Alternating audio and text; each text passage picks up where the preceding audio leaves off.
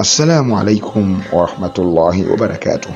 الحمد لله والصلاة والسلام على رسول الله سيدنا محمد صلى الله عليه وآله وصحبه وسلم. وبعد, watukufu Waislamu na wale ambao mnaendelea kutufuatilia katika channel yetu hii ya Al Hilal TV, Mwenyezi Mungu Subhanahu wa Ta'ala ana watu ambao tayari ni waelekevu kwake, lakini vile vile akatuahidi ya kwamba waman yatawakkal ala Allahi fahuwa hasbuhu, yoyote ambaye atamtegemea Mwenyezi Mungu basi Mwenyezi Mungu anamtosha mtu huyo.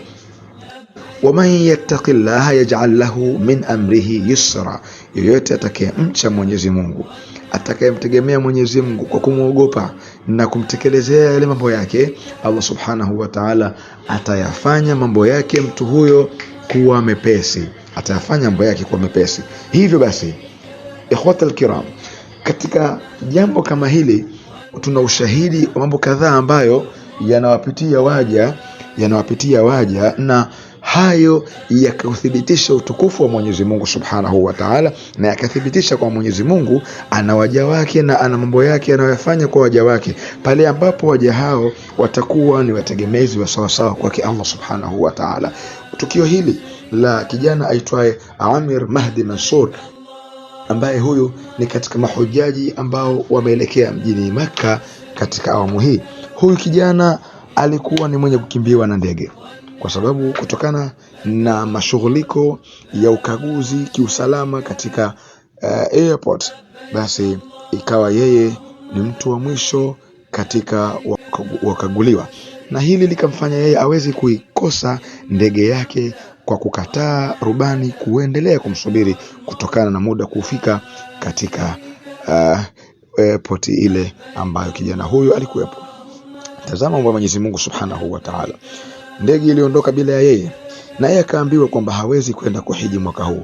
Baadhi ya watu wa karibu na wale waliokuwa pale wakamtaka kwamba arudi, kwa sababu haikuwa riziki yake, halikuwa jambo lenye kufanikiwa kwake kwa awamu hii. Naam, yeye akakataa kuondoka uwanja wa ndege na akasema nitaenda haji inshallah. Kisha jambo la kushangaza likatokea.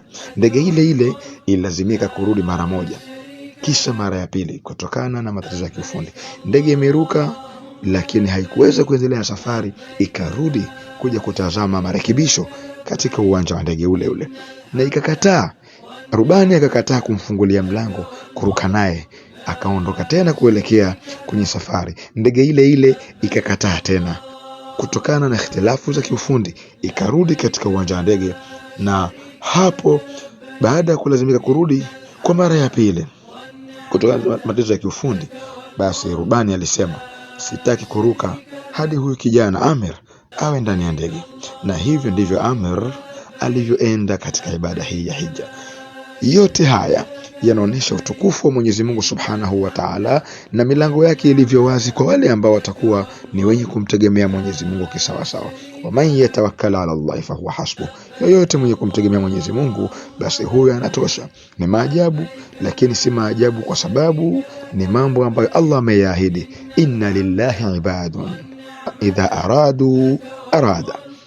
Mwenyezi Mungu anawaja, ana watu wake Mwenyezi Mungu, wakitaka Mwenyezi Mungu naye hutaka, hakatai, kwa sababu ni katika wapenzi wake. Na ishara kwa kijana huyo inaonesha kuna kitu ndani yake. Billahi tawfiq.